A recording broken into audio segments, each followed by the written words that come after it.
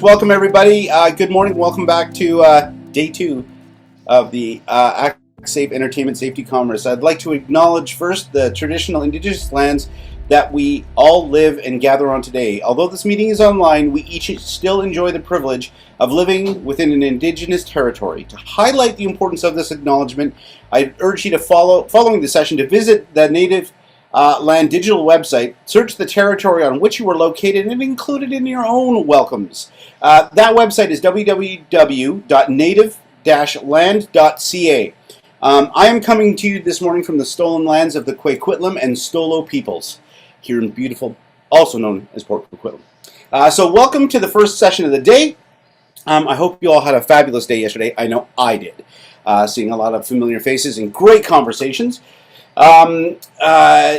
Today's session is going to be Performing Arts Safety Program with Will Heller and Ace Martens. My name's Don Parman. I'm the Manager of Performing Arts Services here at Actsafe Safety Association. We ask that everybody please mute themselves in Remo before the session starts, because that can be super interesting if you don't. And we ask that everybody keep themselves muted unless they have their hand up or called upon to speak here today. Questions can go into the chat. Copy that. Excellent.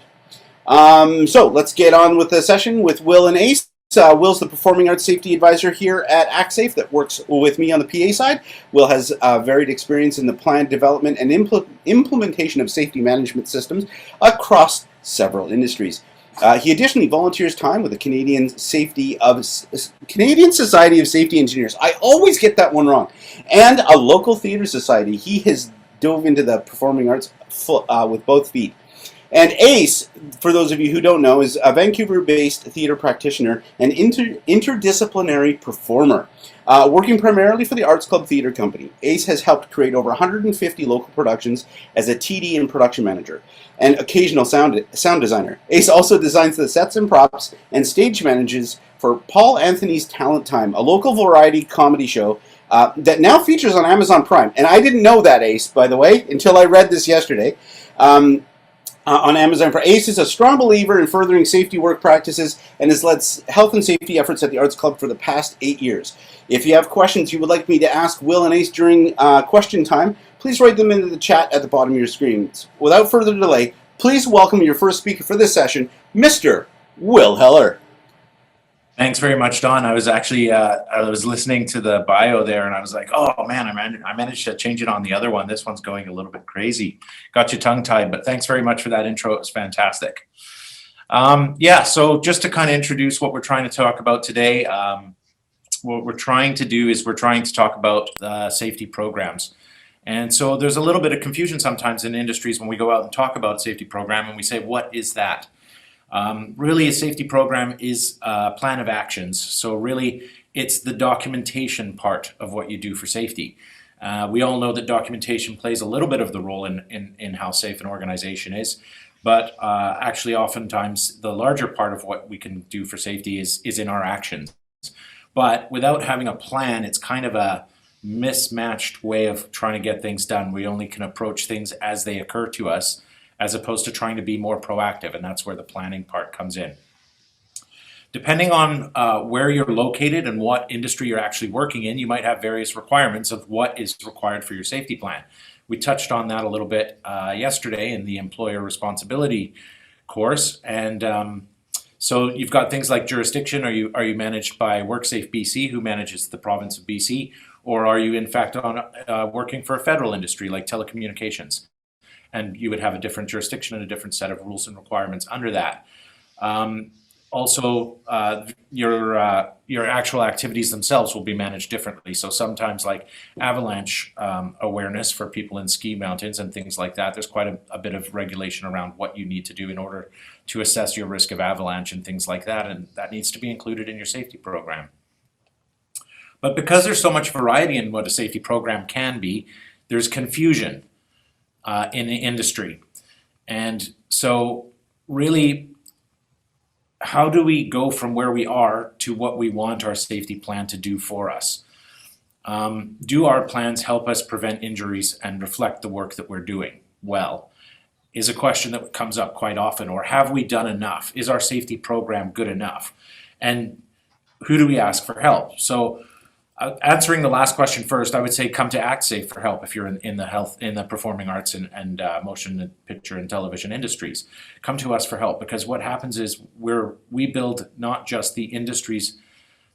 We've built experience with industry safety programs from a variety of different organizations, and we have the ability to see that scope, whereas most people who are managing these documents are kind of trying to run safety off the side of their desk and juggle other activities as well, and don't have the ability to see 15, like we've seen 60 safety plans for COVID, for example, if we just took a microcosm of the program for a second. We've seen 60 different COVID-19 safety plans for various venues, producers, shows, tours, festivals, competitions for dance. So we build a really good understanding of what can be done and what is being done. So it puts us in a qualified position to kind of take a look at what you're doing and help you make it stronger. And so that brings us kind of to the last part of this, the last part of what we're talking about. And so thankfully, Ace and Arts Club stepped forward when we were looking for somebody to help do this in a bit of a more formalized way. And so what we call it is the Act 1 program as a whole from the Actsafe perspective. And what we're trying to do is create a learning team between Actsafe and the industry. And what we want to do is first of all, we start with a meeting and we discuss what the goals of this process will be for that particular participant. So in this case, Arts Club. After we've discussed what the goals of Act 1 are, we spend some time and we want to try and take a snapshot of the entire safety system. So it starts with the safety program that we're covering today. We're going to review that documentation. We're going to look to see what the plans of action in place at Arts Club are, for example. Then, in a short period of time afterwards, what we want to do is get together and visit the site and take a look at people in their complex work environments, because the work environments are changing and the people are changing.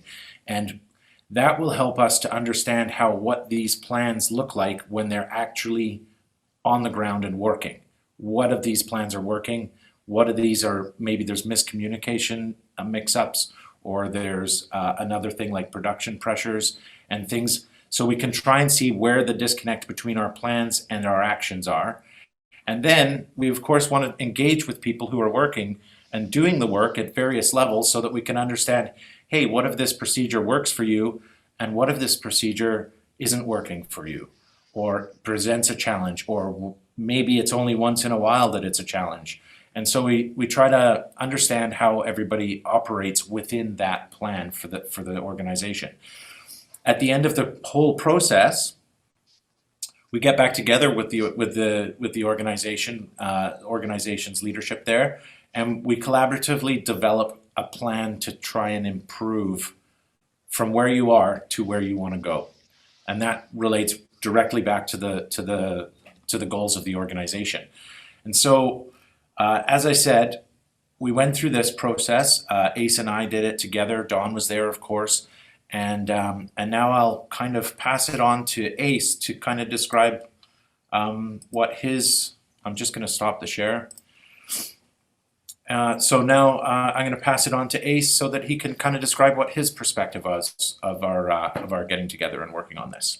Yeah, thanks, Will. I think that one of the issues that I face, and I'm sure a lot of us face, is this, what Will said, safety off the side of your desk. Certainly at the Arts Club, I can say we're generally, not this year, but generally we're a super busy company, and all of us in all of our roles are just totally swamped with the amount of content we're trying to put out on 3 stages and everything. So it's really overwhelming to look at like the list of requirements that you need to have for your safety program documentation and just see like document after document after document. It feels pretty overwhelming, especially if you don't know where a starting place is. And so I think that part of the reason for having this discussion today is to necessarily say that like Arts Club is a gold star example that we should all be following, and let's all use their paperwork as the template. But to just show what a work in process looks like, and much like any kind of safety program, I guess, should be, is it is always going to be a work in progress, and we're always going to be working to continually try to improve, to put more of it together. And I do think that at the Arts Club we have a pretty good baseline safety program to work from. And certainly over the past year, I've had the opportunity to put a lot of additional work into our documentation in particular. So one of the things we can share in the chat is I put together a little sampler from our health and safety program. So everybody here can take a look at, thanks Sam, take a look at where we're kind of where we're currently at. Now our whole safety documentation program is like 80 pages long or something like that. So I didn't share the whole thing in there. But there's a dozen pages or so that you can take a look at to see sort of what it is. For me, something that's really important is, and kind of like Will said, it has to be a balance between what you're legally required paperwork wise and like what practically is effective in your organization. And two experiences over the past couple of years that I've had at the Arts Club is one was going through the PACE program that WCB, the Workers' Compensation Board, WorkSafe BC here in BC put together, which was having a compliance officer basically come around and do a very formal look at your safety program and tell you which boxes you're not checking, and then give you like a timeline to check those boxes and provide a little bit of support also in terms of like, this is how you should provide those boxes. And then this experience I'm going through right now with Will and Dawn at Actsafe, this Act 1 program is similar in that they're also going to tell me which check boxes I'm not ticking. But it's different in that there isn't the pressure of Dawn or Will. They're not coming in with the authority to like shut down or, like you need to do this or business is closed or whatever, but they're coming in as sort of like a helper. So it's very much like a team-based approach of like there's going to be gaps in my knowledge and all of our knowledge, and hopefully Will and Dawn can help fill those in and then help troubleshoot some of the barriers that I'm having. Be that yesterday, came up in that employer responsibility, like making sure your employer's on board with all of your safety program, and how do you troubleshoot that barrier? Or, how do you communicate, is your training program effective, or are you doing investigations, or, are you documenting your inspections? A lot of this stuff, it's all stuff like, especially on a TD PM side of things, like we're all regularly inspecting our workspace. I'm going to assume, but are we inspecting our workspace if we don't document it?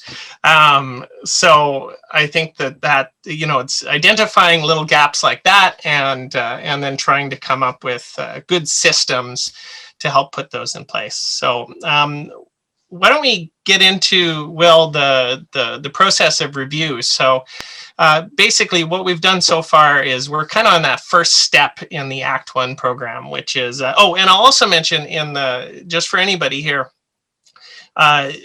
while this is labeled as a presentation, it's really intended to be a conversation with all of you folks who joined in. So please, if you have any questions at any time, or comments, or you want us to talk about something in particular, bring it up in the chat, and we'll talk about that. Yeah. So that's great point, Ace. And actually, I really appreciate one of the things that you said, and something that Dawn and I really try to do is consider the fact that we're sitting on the same side of the table as the organization we're working with. And that is a very big difference. And actually, as it came up, we were talking a little bit about legal compliance. And so The Act 1 review is not a check of whether you're legally compliant with all your documentation. We don't do that. What we do is we use the legislated requirements as guidance to determine where the organization's energy would be best spent to bring up that bar. So, I mean, if you look at what a legal compliance checklist or a standard in auditing, they call it auditing. They bring out a checklist with criteria and a standard, and you would have a checkbox or you would not have a checkbox. And that's how they work their program. Our program kind of works and says, yeah, okay, so first thing is, do you have a bullying and harassment policy, for example? So if you've got the answer to that is no, we would consider that as one of the things that you want to be looking at working on. Is it the most important thing you need to be working on? That depends on what else isn't working or is working in your organization. Whereas a regulator would come in and say, yes, you work on that immediately, and you've got a timeline. We say, let's look at the whole thing and decide from there what you can do reasonably. We want you to succeed in this. So it's a lot different, a conversation. We do, of course, try to help you have those conversations if the regulator does show up. So we're considering that as we move along. Was there anything else that I missed on, or where we were going from here in the conversation? No, I think there's a comment in the chat, which I think is definitely a strategy that I try to apply continually, is the keep it simple. Make your legal requirements done. But so one of the processes I went through this last summer was I took all of our documentation and read through it all, made sure it was all plain language, made sure that it was conversational, made sure that I could understand it, and so that and also looked at the layout of the document so that it wasn't this monolith of 80 pages to go through, but I changed it to being well indexed so that if you needed a particular safety policy or a worksheet on how to do a risk assessment or something like that, you could just go in and pull out those 2 pages really simply. And so all of those sorts of strategies are trying to make it really open so that anybody who grabs the health and safety manual off the shelf can use it as a tool or a resource, as opposed to something that you have to read on your first day in, and then is this impenetrable, boring document. So it's kind of like Don suggested when we were looking at the program the other day, I should hide 5 jokes through the manual or something, so that people can spot the jokes or something like that. Yeah. What did I say? Easter eggs? Yeah. Put Easter eggs in there. Just really quick, I wanted to follow up on that KISS principle thing. I learned something a few years ago. Somebody made a statement to me in a training session, was if you have to reach for your safety manual, your program's not working very well because you have to pull the paper out. So there's a happy medium between the two of them, but that's one of those things that I've tried to keep at the front of my mind as we work with our clients, is keep it simple, make it approachable, make it easy to understand. Yeah, actually, I'm just watching the chat go. I'm just watching the chat light up a little bit, and the conversation is about using templates and documentation from other organizations. And from where I stand, really, one of the things you want to be careful about is that you're picking documentation. If you're going to do that, pick documentation from credible sources. So if you're in BC and you're operating a theater and your source happens to come from Australia, the legal framework is fairly close. That's fairly close, so you might get by with that. But if you pick one that's not related at all and speaking to another country entirely, like Italy, there might be a large amount of difference between what your legal requirements are here and what they are there. Canada is actually kind of one of the forerunners in worker health and safety on a global scale, sort of thing. And so you just want to be selective. And again, you've got free resources in Actsafe for the industry. So if you've got questions about whether that template might work for you, I know where you can go. Yeah, that's all I really wanted to answer about that. Ace, did you start with templates from elsewhere and then build your program from there, or did you kind of take the culmination of the knowledge that you've built over the last little while in your role and go from there? Yeah, it was a mix of both. I suppose the last part of the document that we've made is we just did a earthquake safety plan.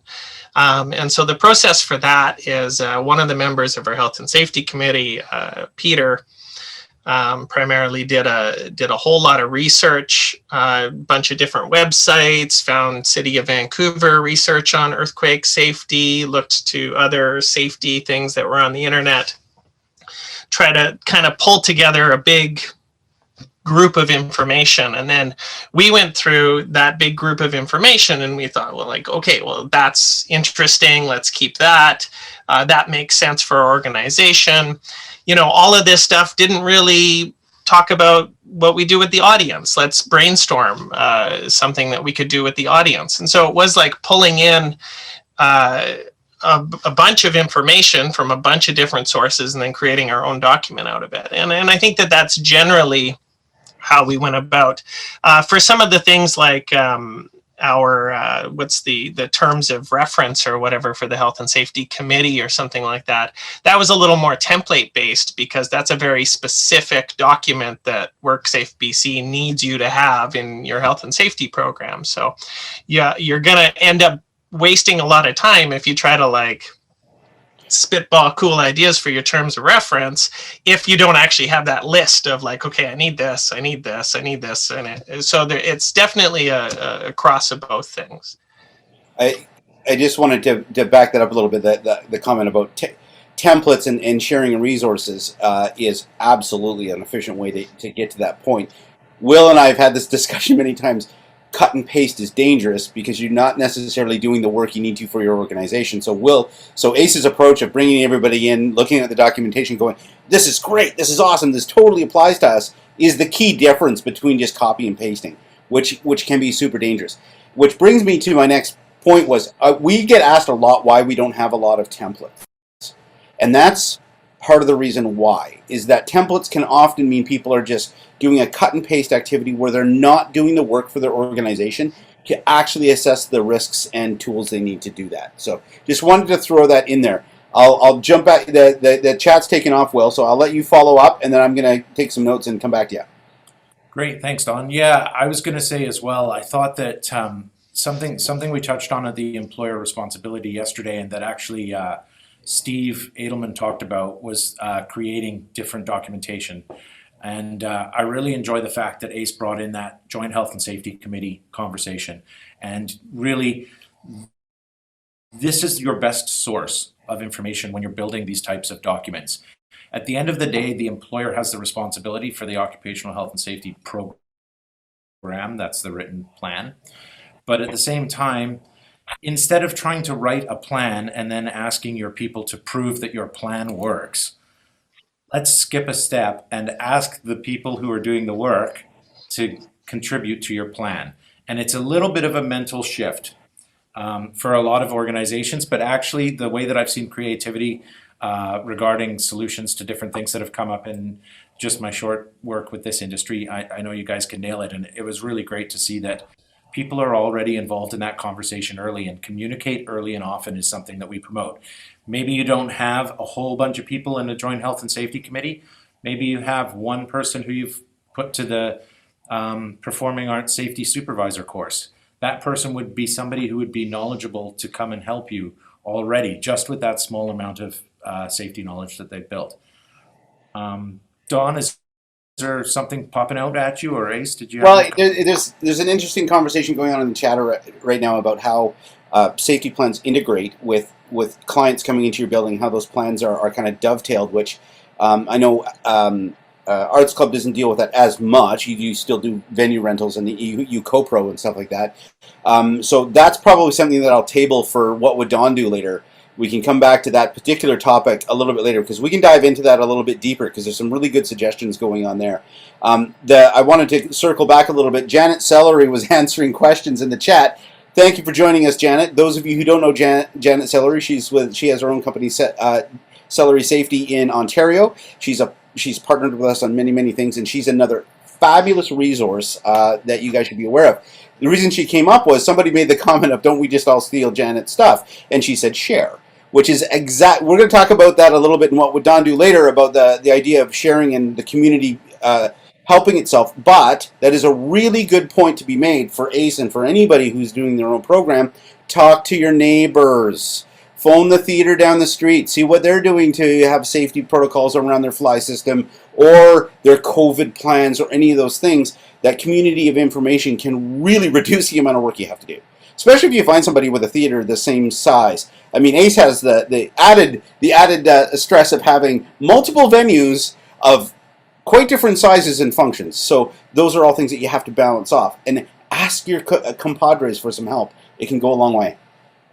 Yeah, I think the specifics of your particular theater, like there's for sure a lot of information that you can share with people, and I kind of think about it as when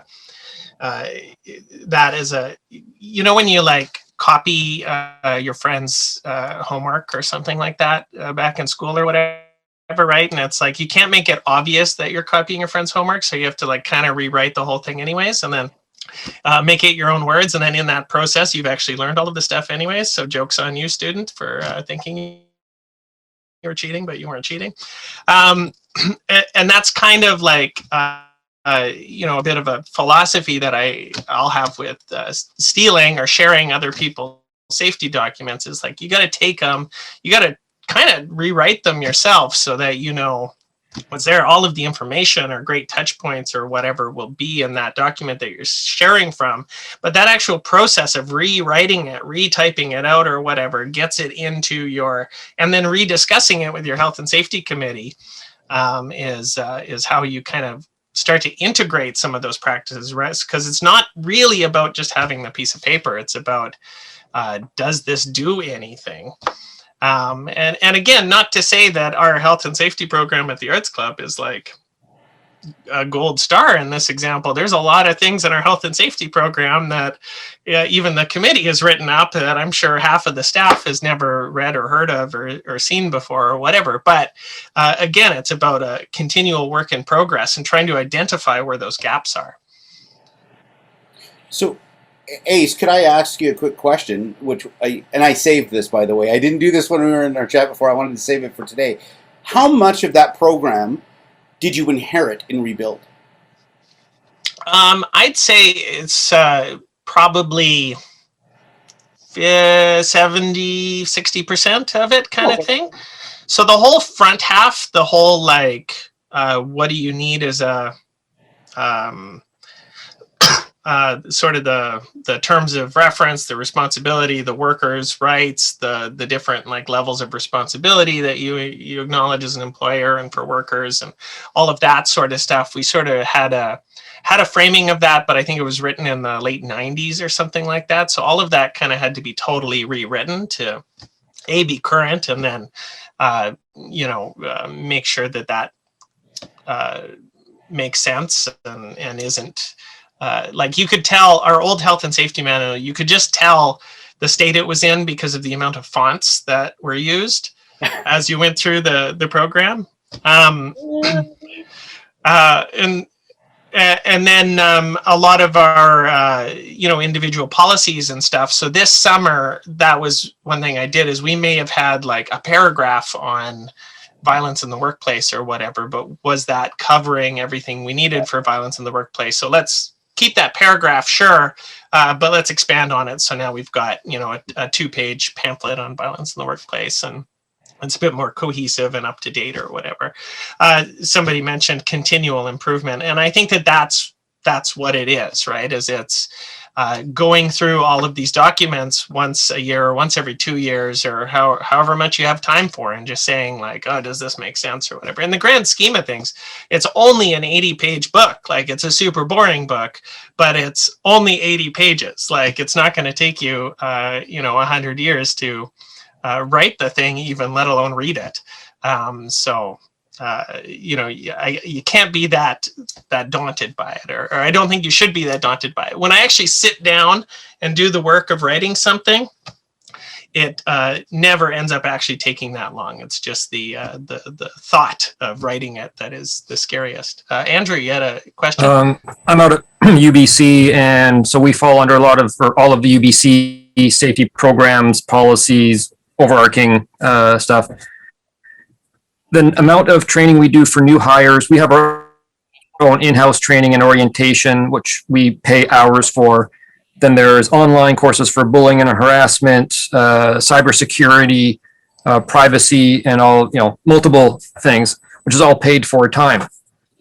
How many employers or how many of us here actually pay people to sit down and read 80-page binders? Can I comment on that? I don't know if you can hear me. Can you hear me? Yeah. Okay. Yeah. So training and orientation is definitely something that should be paid.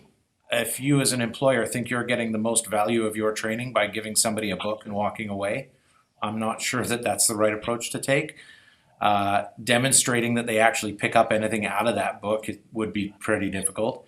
And really, you need to kind of inform them about what their interaction and what their role is within that book. So asking them at the end, do you know how to report bullying and harassment in the workplace?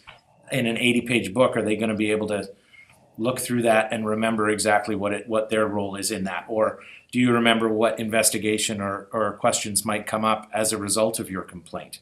So let's figure out what's going to be valuable time for training, for one. And again, you can talk to people who are already there talk to the people who are already there to figure out what they don't know that you want them to know, and then develop training from there, rather than saying, here's everything you're supposed to know on day one, and then turning around and walking away. Janet just posted I was sorry, Will. It brought up an interesting question. So, because Ace was touching on, thank you for that question, Andrew.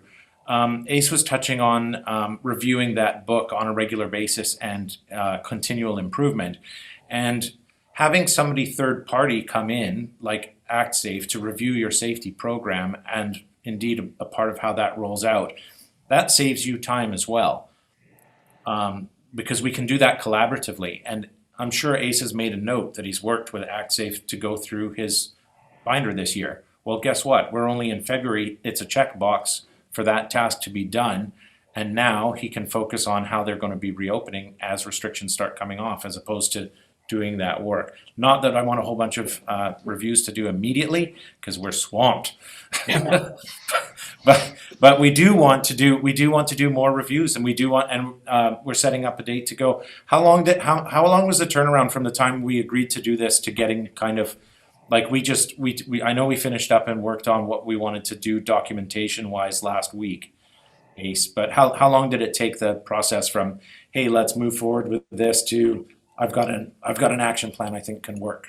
So what was it, like 2 weeks? Pretty fast turnaround, yeah. I think so. Yeah, it was pretty quick.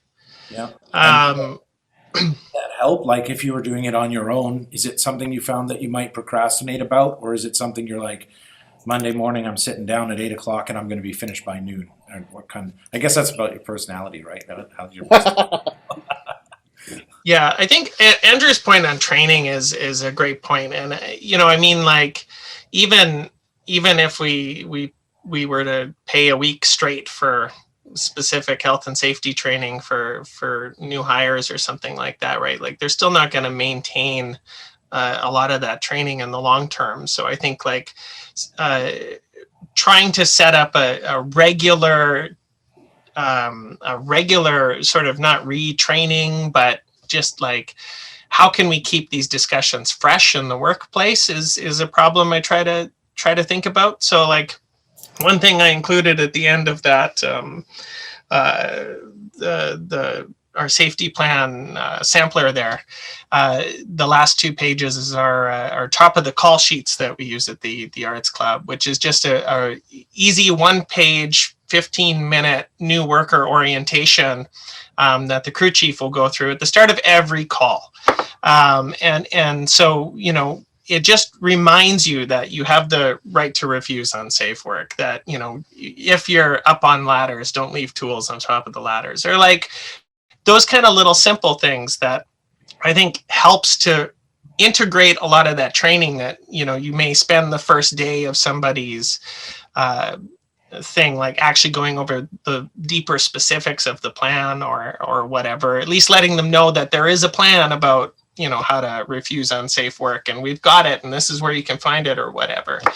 And so that, you know, because like a lot of our staff at the Arts Club, especially my staff in the production shops and stuff, have been there for an average of 20 years or something like that, right? So certainly any like new worker orientation going over the bullying and harassment policy has to be like a retraining thing, or a, like, let's touch base on this every 2 years. And that's my schedule with our senior staff, is every 2 years go through the whole like new worker orientation with them, so that they can stay current on what we've changed in terms of a safety program, but also remember that there's a safety program. Ross, you have a question? Yeah, I just wanted to mention that, you know, I've participated in writing safety plans for things like parades down Georgia Street.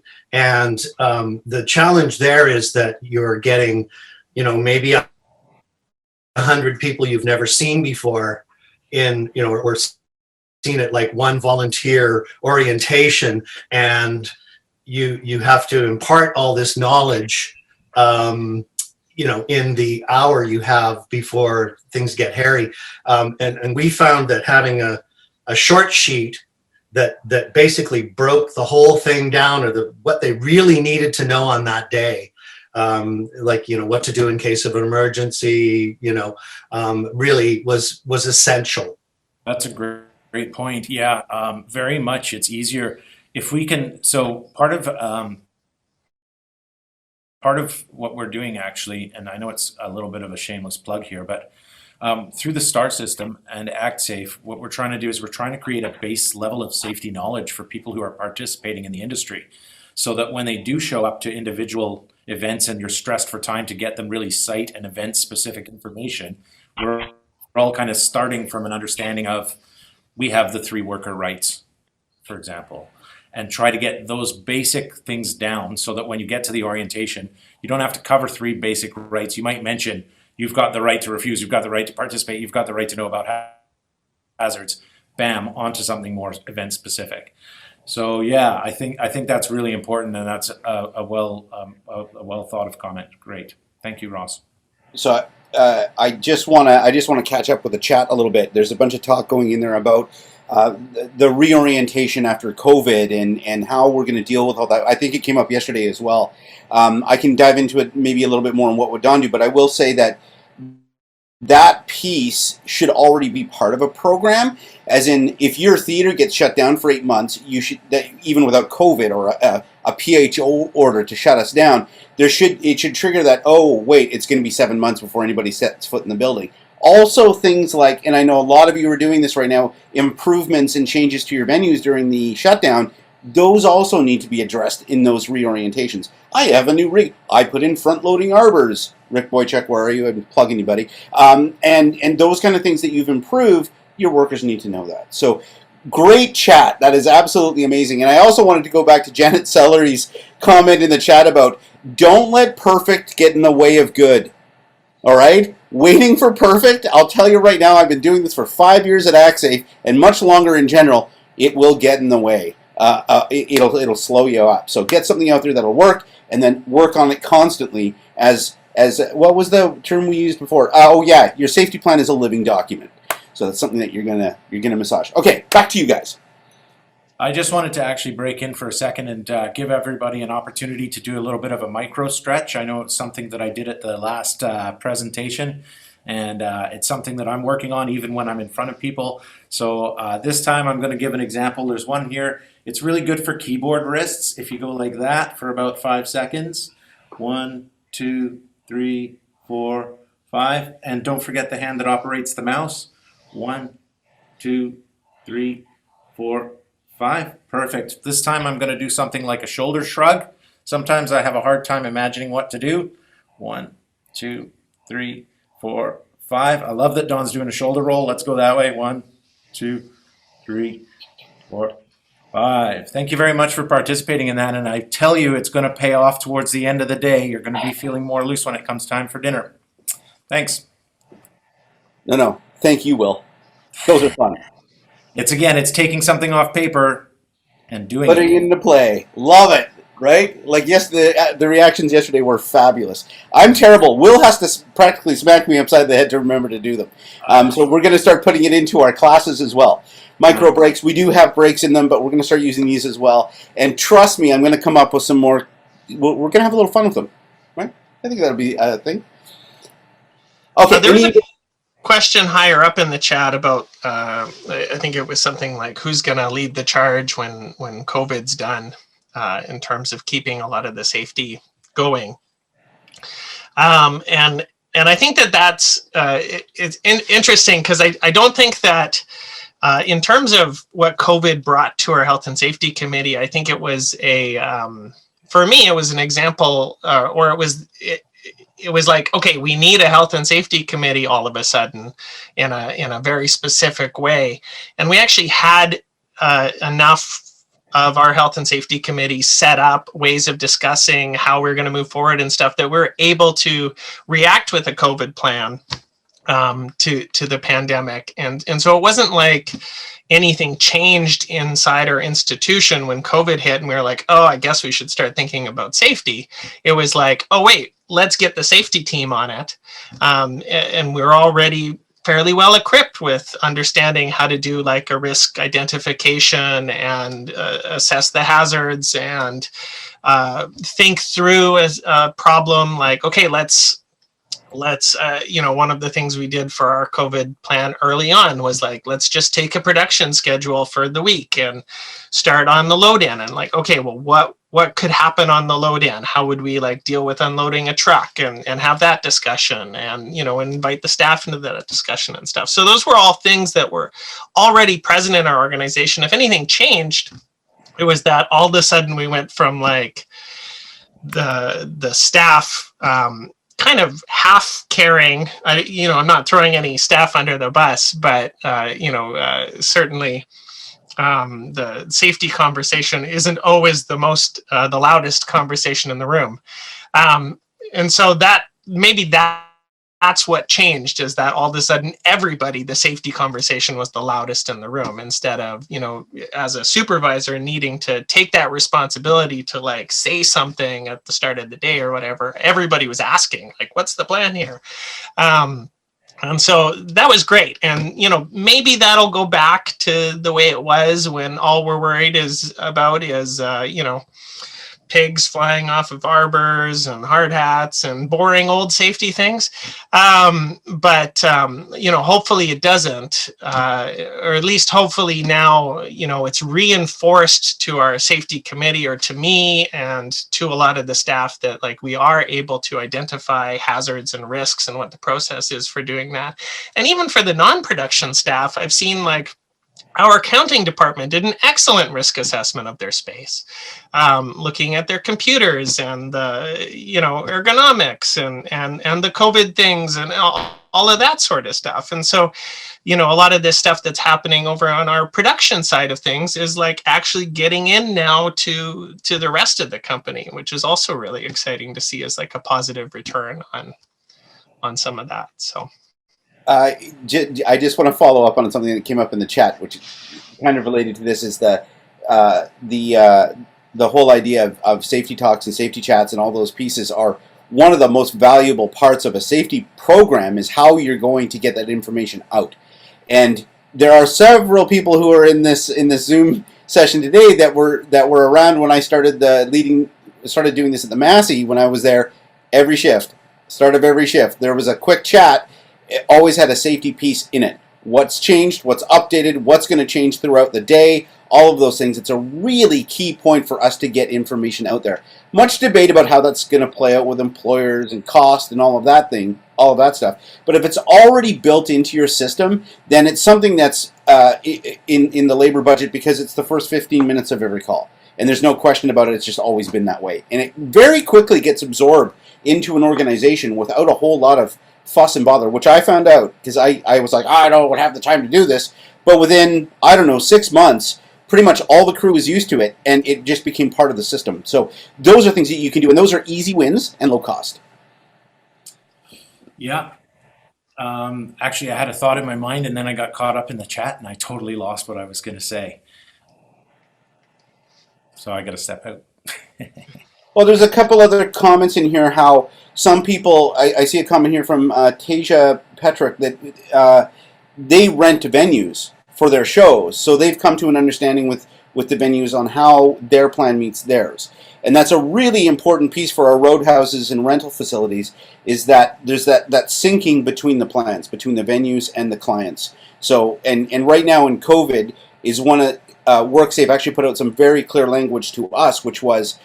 Which helps us also in the safety world in general, which is their plan must meet or exceed yours if you're the venue.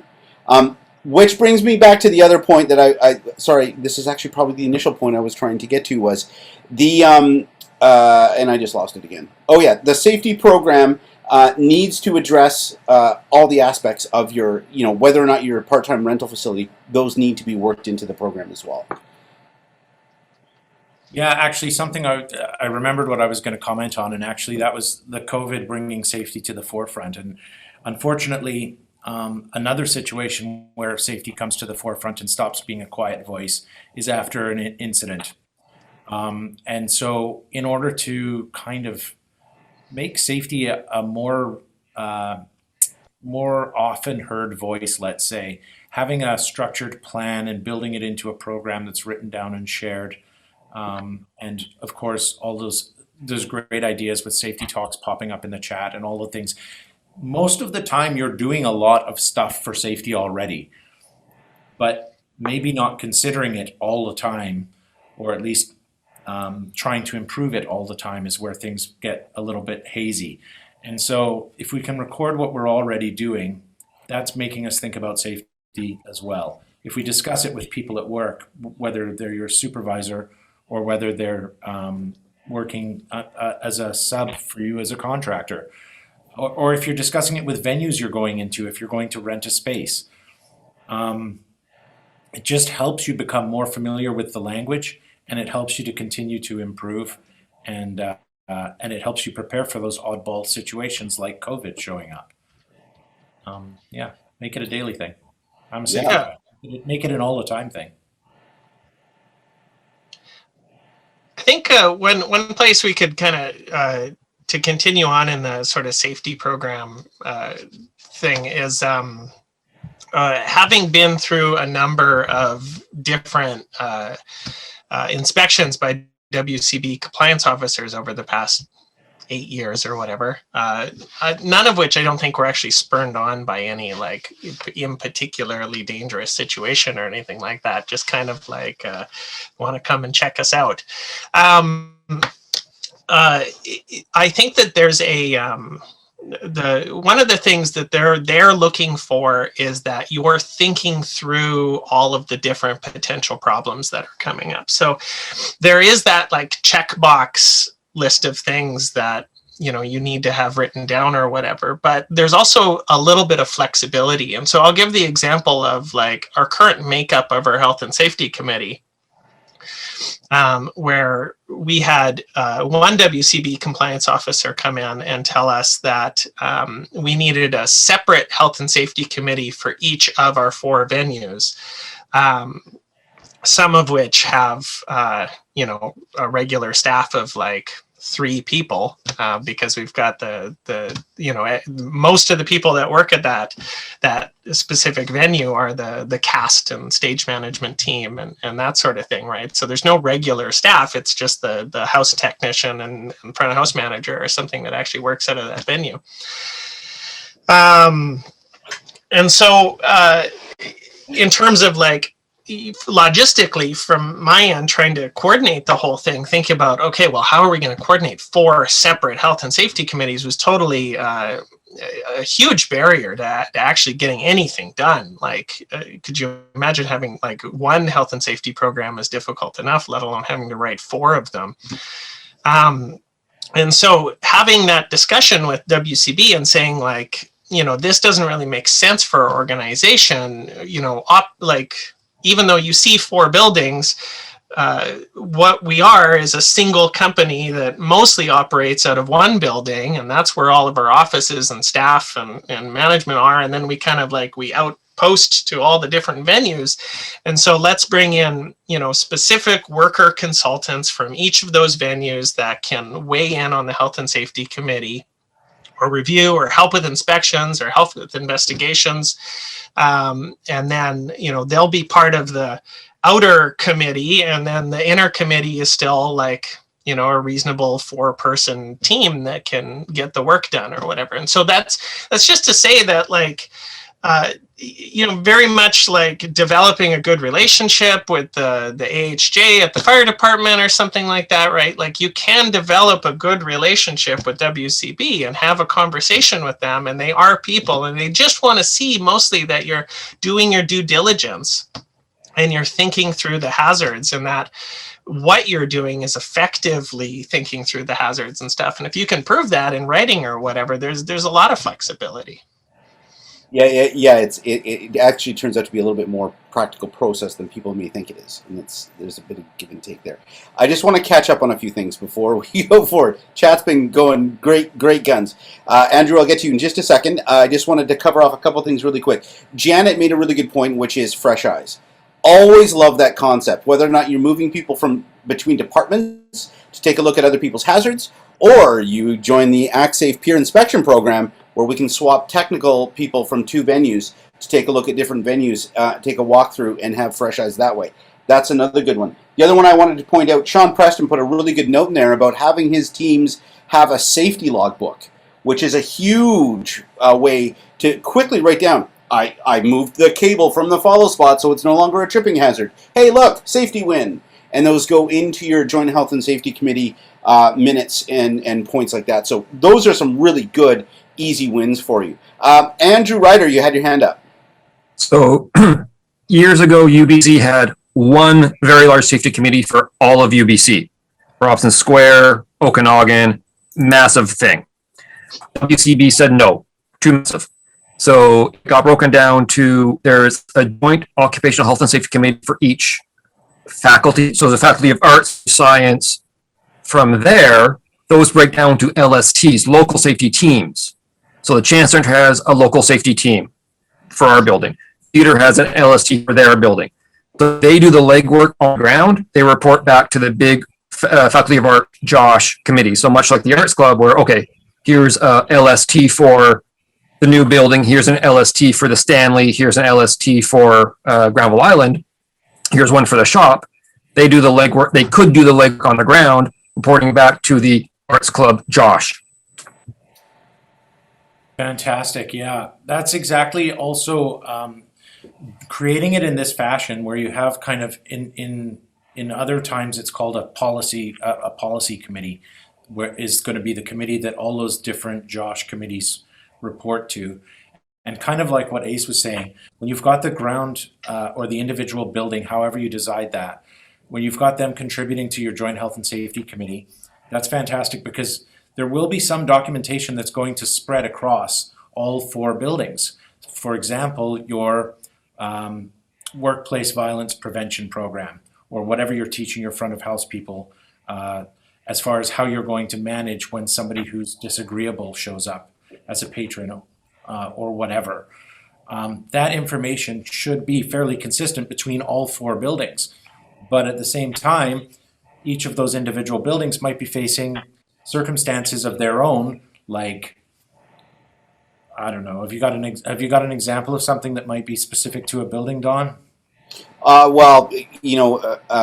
If you have 3 buildings, one building might be in a neighborhood where you will have needles or biohazards at your back door, but the other theater won't. At the other theater, it's a parking problem, or you've got loading docks in the back where people are getting run over, right? Yeah, perfect. I like the one about the needles. So you might have one that has needles, and as that information travels up the chain towards the committee that Ace is a part of there, as that information travels up, if another building comes across needles and starts asking questions, you can share that knowledge rather than trying to recreate it. And so it helps you in that way. When it comes to moving vehicles, I think that's probably a little bit like moving traffic. That might be more of a concern at some buildings as well. So it's kind of a great example about how your documentation can save energy amongst all of those different groups if you're managing it well and thinking about it. So that's a great point, Andrew. Thank you for bringing it up. Is that how it's working, Ace? Does it work that way for you?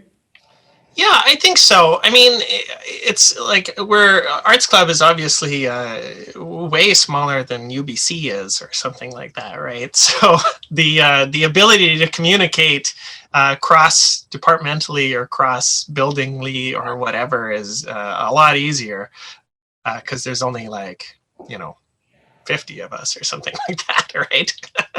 Yeah. And so a lot of those conversations are a lot less, don't need to really go through a formal channel. Like, if we had, we don't have a specific biohazard policy or something like that, right? But like, if we had needles at the Stanley, let's say, and we had to come up with a policy for doing that, it would be very easy to get that information and make it specific to Granville Island or to the Olympic Village or something like that. Perfect. All right. Do we want to go back to the chat? Okay. Mr. Cooper, Mike Cooper from the port brought up a good point about show reports and having in your show reports just an area for safety items or identifying safety items in a show report as a way for your crew to communicate these things as part of your safety program. Coop was fortunate enough to experience this from me firsthand many years ago, getting people to do that thing. But it's just one of those simple tools that you can add. Is it something that WorkSafe would specifically recommend? Maybe not. They might want something more formal. But what I know and what Actsafe knows is as part of our daily operations, that's a good place to put it because it's something that everybody has to do every day. So thanks for bringing that up, Coop. It's great. Stuff like that too is great because it asks the question, right? So then the stage manager, the crew heads are asking the question like, oh, is there a safety concern today that I want to bring up? Rather than, needing to volunteer the idea that there's a safety concern or come up with that on their own. And look, it's Mr. Mike Cooper right there with his hands up. Go ahead, Mike. Yeah, I've also found, especially on the more on the touring venues, that having those notes directly on the show reports when advancing like groups that come through 2 or 3 years later, you can look back and, oh, right, we had that specific problem with these guys. Did we fix something on our end, or do we need to address it directly with the rental client again? So yeah, that's a good one. Like, we'll have caged tiger, and then 5 years later, you're like, wait, is that group? And you can go back and you have a little bit of a history. Actually, which brings up another really good point, Coop. And I know you and I have talked about this a fair bit over the years, perhaps from the transition, me leaving the Massey, you taking over the Massey at the time, was institutional knowledge. How does that information get passed down from, when Ace leaves Arts Club, which is never going to happen, by the way, Ace, you can't leave. I'm telling you now. Is that how does that information get passed down? How does that whole the philosophy, the culture, and the actual plans get handed down? And that's a big gap for a lot of people. So that should also be something you think about when you're building your safety plans. Yeah, and that's a huge problem, I think, like at the Arts Club. Like that's a big gap. Whereas like I'm quite keen on it all. And so I can be the voice in the room and continually bring it up and make sure that our health and safety committee is doing its things and all of that sort of thing. But, we have to voluntold people to be on the health and safety committee most of the time. And, so it's that engagement is quite difficult. And so I think, whenever we find somebody that's really keen, like on our health and safety committee right now, a worker representative, Hila, who I think is around, is really keen and super interested in that, in safety. And so like any way we can make sure that she stays involved and is in charge and can do things is awesome. Like I would be very excited to see, that recognize when somebody on your team is keen and get them involved, even if it means that, like, oh, we've got an extra management representative or whatever on the committee. Like, if they're super interested, then make sure they're part of the process. And to further that, go ahead and nominate them for the Safety Ambassador of the Year award from the Actsafe Safety Conference next year, because we do need to support each other in order to have safety conversations go year round.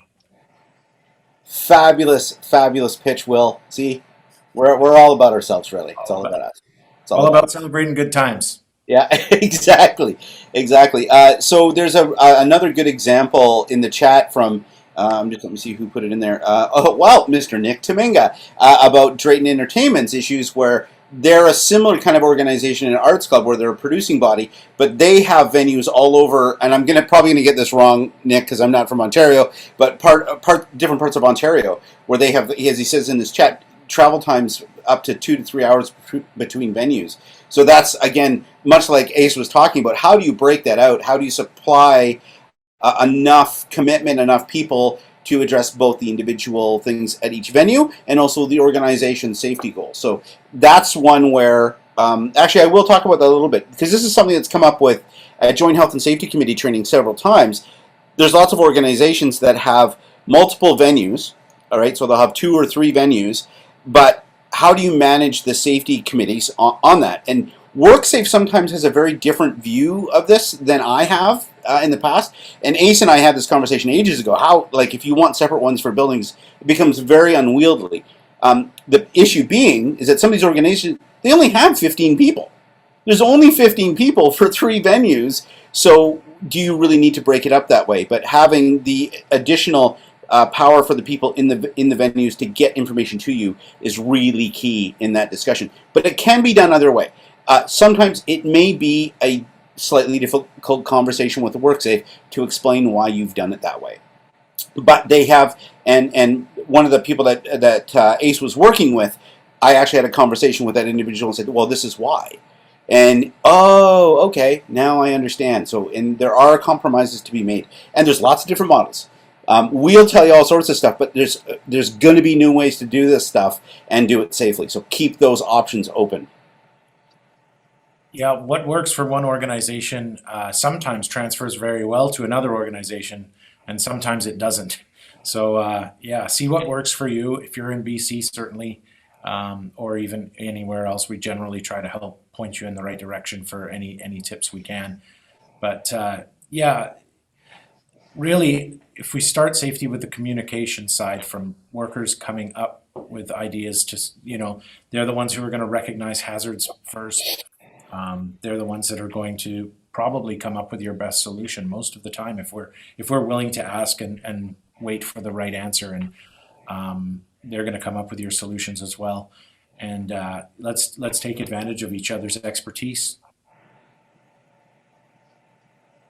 Yeah, there's some interesting discussions going on in the chat right now about how you deal with near misses, reporting of hazards in an environment where you've got a third-party labor supplier, whether it be union representation or a labor company or that kind of thing.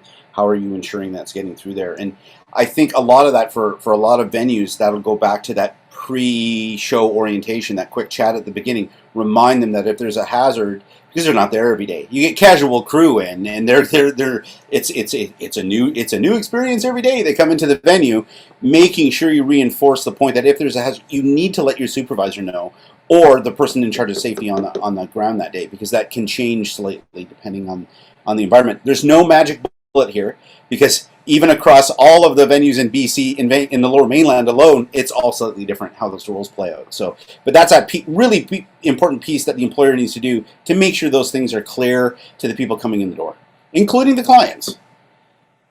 Yeah, and making sure that path for communication is really friendly and open, kind of like at the start of a Q to Q or something like that. You'll tell the whole cast and stage crew and everything. You'll be like, anybody has the right to call stop at any time, right? Like if you're, you don't know, like it's a common thing a stage manager will say at the start of a Q to Q or the TD or something, right? And I think that, like, taking that approach with all of your day calls, with all of your like kind of anything, right? So that it's really friendly. It's not a barrier to, nobody's worried about getting fired if they like say hold the boat or whatever, right? And making sure that like that all of those paths of communication are really clear and friendly and open, and anybody feels comfortable speaking up. I think that's the goal. I mean, certainly when we're all under the gun, when things get hectic, that can seem like it slips away a little bit, but that's even more the pressure for the supervisor, the TD, or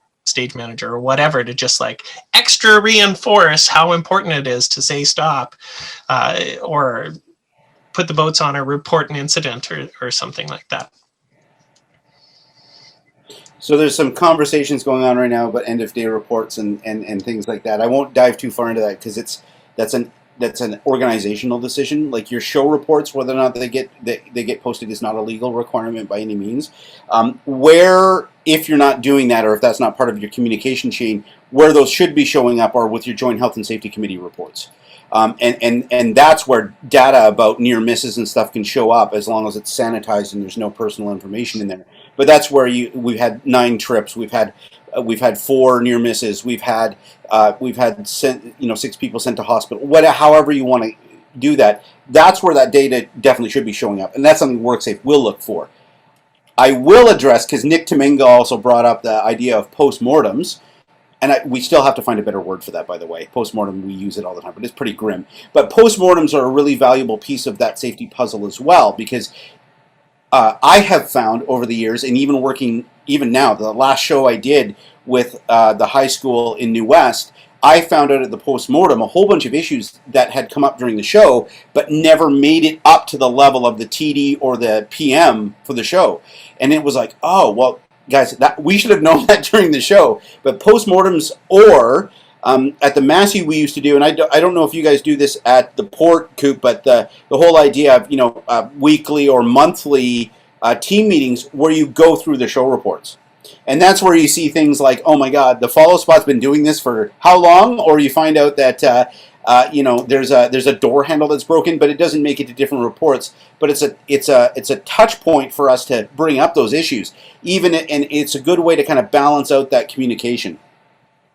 Just a quick heads up, I got Janet to post her link in the chat as well, because Janet is, I consider her a partner in all of this. So please reach out to Janet if you've got questions as well, if you're in Ontario, because I know just enough to be dangerous about the Ontario regulations. And if I have a question, I'm calling her. So great resource to reach out to. And thank you for being here, Janet. It's really awesome to have your lens on this, as always.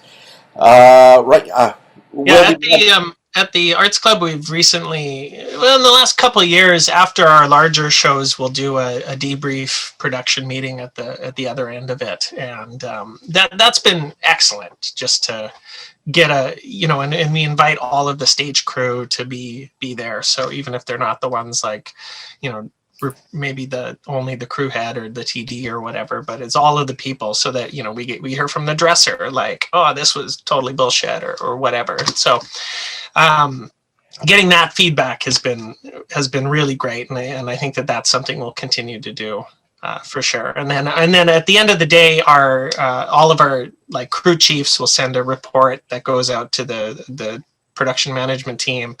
Of course, during a show, the stage manager sends that out, and that goes to the production manager and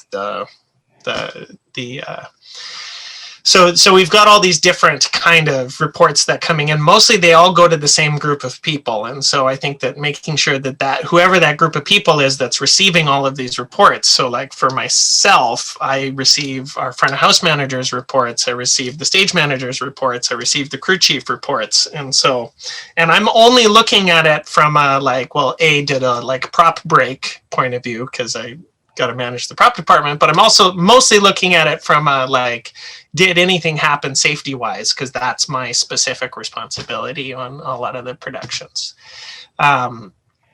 So I think that getting all of those reports funneled into one place, and then that debrief meeting is working really well for us. Of course, can always be improved, but. So just out of curiosity, So you're taking a debrief from like a show that has occurred. Does that information ever go back to the top of the next time they arrive? So kind of that caged tiger that Don brought up. It's happening internally to the venue in the instance that we're talking about.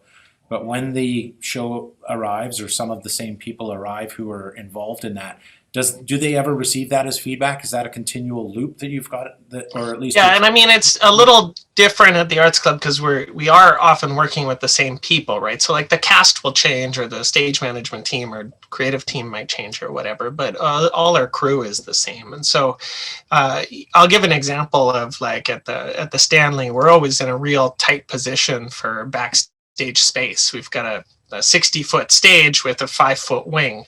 And so anytime we have to manage backstage scenery or prop storage or whatever, and then we stick a dresser and a performer or 20 performers back there, and we're trying to like navigate all these changes and stuff, it can create a potentially pretty dangerous situation just in terms of everything being too tight or whatever. So getting that information directly from the dressers and being like, oh, this is a real issue, now again, fortunately, because I'm at those meetings and I'm also the main point of contact with our set designers, I can say like, okay, well, we need to design in quick change space into our backstage areas, right? And so we take that feedback and we apply it directly.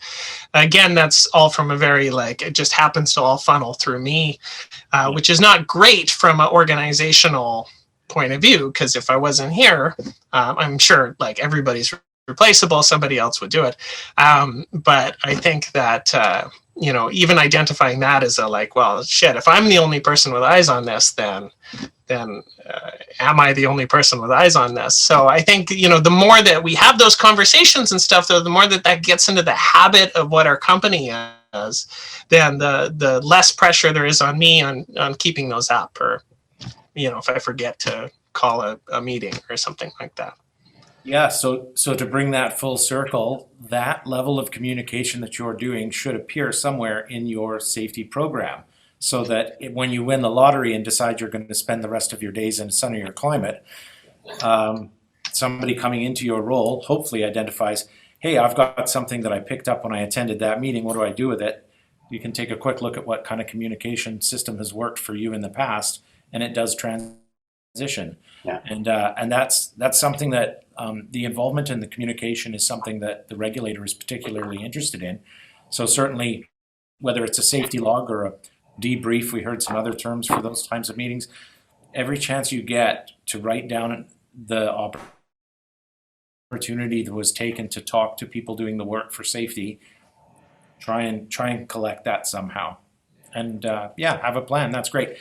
Just before I turn the floor over, it's time for another micro break. We're not too far away, so we're just going to reach across like that with our elbow. 5, 4, 3, 2, 1. So this actually leads to ergonomics and MSI. 1, 2, 3, 4, 5. MSI reduction. That's muscular skeletal. And I like interlacing my hands and doing a bit of a twist in my back like that. 1, 2, 3, 4, 5. And I'm going to go to the other side. 1, 2, 3, 4, 5. Perfect. Thank you very much, everybody. And the floor is back to Don or Ace or whoever's got questions. Thanks very much. Just answering a question in the chat. SMS is Safety Management System, which is similar to your safety program. Safety management systems in some circles, when you are more of a, in some circles, are the software you use is often. Safety. Actually, there's a couple of different uses for that acronym as well. You're right, Don. The program makes up a part of your safety management system, and the rest of it is basically how it's implemented. If you're talking to a regulator, they're thinking of actions on the ground, as well as the program make up your safety management system. And yeah, like everybody was software in larger organizations. So one of the other things I just wanted to touch on a little bit is the difference between us and the regulator. we can give you very easy, quick things you can do to get your program rolling. They may not get you to compliance, but they will make you safer. So those wins are really important for everybody, right down to our small groups in rural areas that have never done anything safety-wise before, give you just a few points to get you down that road. One of the big things that I've talked about since the very first day I started here as a member of the team, and even before then, was talking to groups in smaller. They don't have staff. They don't have a full-time venue. They're basically a board of directors producing shows in a rural area. Is one of the first things you can do is make safety an agenda item at your board meetings. So at least you have a place where you're gonna bring up the topic, and somebody can go, oh, you know what? We've got this flaming juggler coming into our community hall. Safety is being addressed, and you can start even at that level. It's a really good piece of low-hanging fruit that you can grab and start having some sort of history of safety conversations. Andrew in the chat put a good question about like what topics you should cover in your safety program. And I think that is the best way to get that answer. So there's the two parts. There's all of the things that you need to have in your safety program, like the terms of reference and the statement of safety and blah, blah, blah. But then the actual like meat of it kind of thing, I think it needs to be risk assessment based, right? So, and I think that like it gets a bit of a chip away kind of thing. So working in the prop shop on Granville Island, I don't know if some people have probably been through there, but it's like a palace of fun where the fun is all on shelves sitting directly above your desk, filled with sinks or horse heads or whatever else kind of thing, right? And so in the event of an earthquake, for example, if these shelves were to collapse and fall on me on my desk because I'm buried in a sea of props in the prop shop, that's a key like hazard I can identify or whatever. And so for me, thinking about our safety program, it's like, well, how are we responding to earthquakes? How are we assessing our space to make sure that it's safe in earthquakes or whatever? Let's work on an earthquake safety policy or whatever, right? So that we can document what steps we're going to take to try to manage, navigate the specific risk or whatever. And so as we go through our list, and as I said, some of it was inherited, so some of those topic points were there before, but when we get together as a health and safety committee, we have that brainstorming session like they are, Scott, we dealt with it. I would cut off all the shelves directly above my desk.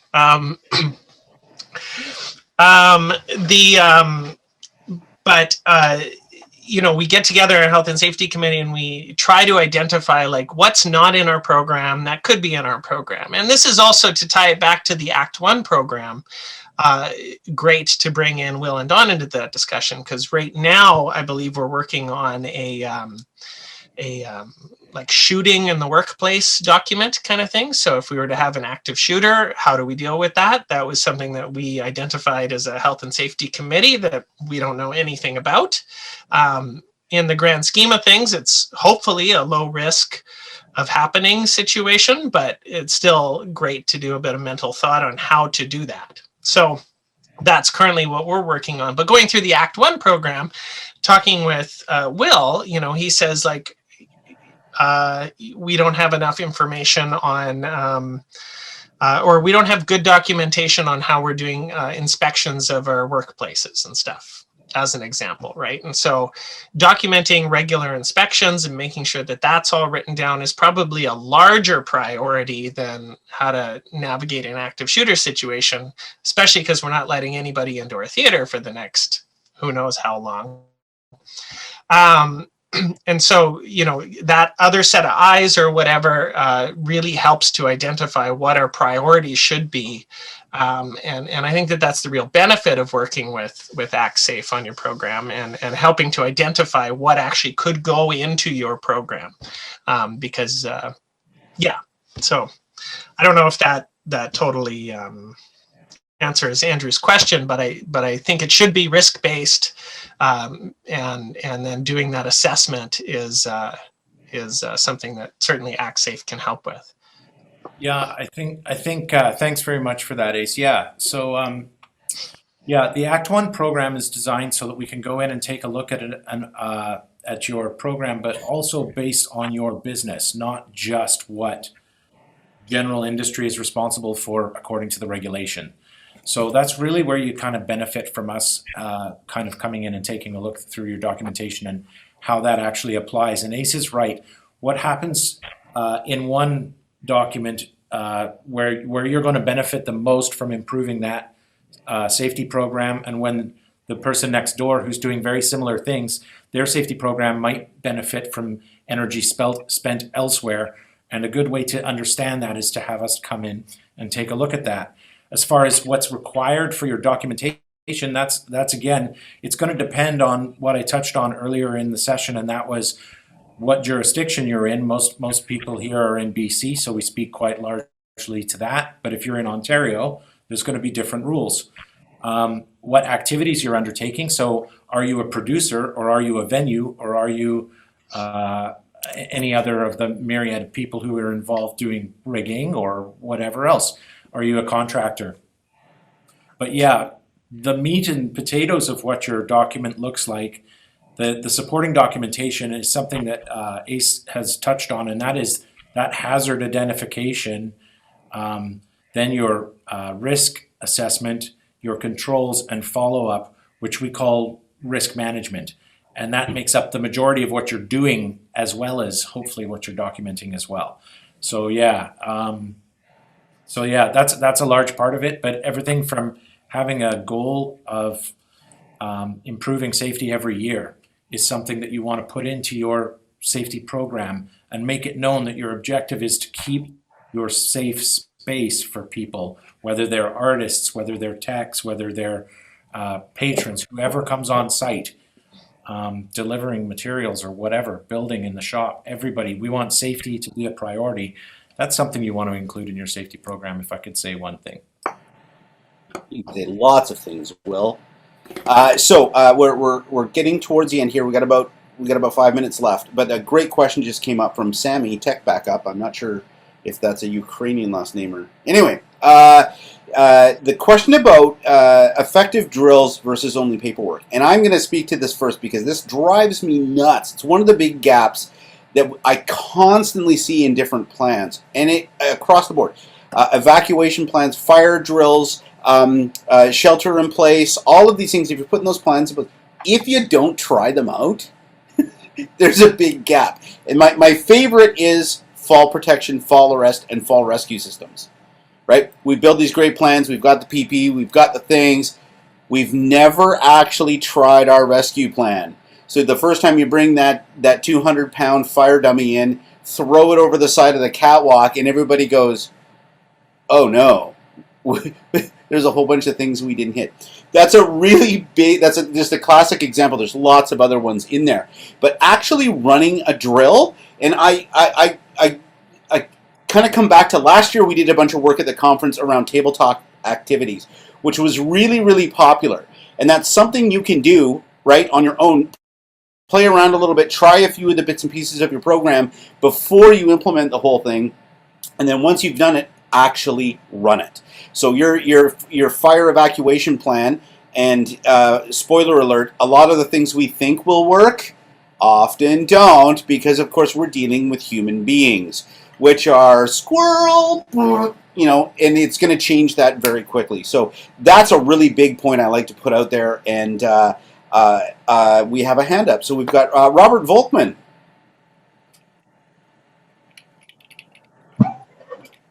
Yeah, I just wanted to say when it comes to drills, one of the things that people should keep in mind as well is for some of your drills that you've identified in your safety plan, you shouldn't actually, for some of them, you shouldn't give people a heads up that it's happening. You should keep it to maybe your safety committee, whatever. And what I'm getting at is some of the things that we used to do or plan. In the office building I was working in, it was 2 floors, and the floor that went down to the basement offices was fairly steep. It had one kind of level to kind of break walking down the steps. Well, what we did is we planned to have somebody just lying at the bottom of the stairs.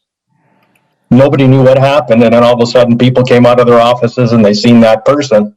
And then you had a couple of observers to watch and document what the people did and how they implemented their safety plan. Did someone kind of take control of the scene and, go over to the person, and the first aid attendant show up at the right time, and calling. They didn't call 911, but you just asked. People, you were expecting people to say, "Well, call 911," that sort of thing. So when you're doing a drill, just something to keep in mind. Don't always announce it ahead of time that we're doing a drill tomorrow at 10 a.m. Get as close as you can to the real thing. And yeah, as best you can. Yeah, best you can. Yeah, that's a great point, Robert. Thank you very much. That's and in your profession, you people do have access to cameras. One of the things that an observer can do, the assigned observer, is actually film what took place as well. If everybody's comfortable with that, and then you can go back and review the film just like you were, and take a look and see if things could be done better. It's like reviewing hockey footage before a playoff. That's exactly. Will didn't split off for the defense quick enough here, and anyway, thanks very much, Robert. We are at the wrap up point of the session. So I wanted to any final words, really quick, Ace? No, thanks for the discussion, and I'm excited to go through the rest of the Act 1 program, and I recommend it. Yeah, I just wanted to say thanks for Ace for stepping up and putting your best foot forward and participating with us on this. I enjoyed. Looking forward to the rest of the journey. And thanks so much, Will and Ace. Absolutely great session. I think there's some really good information there. Thanks, everybody.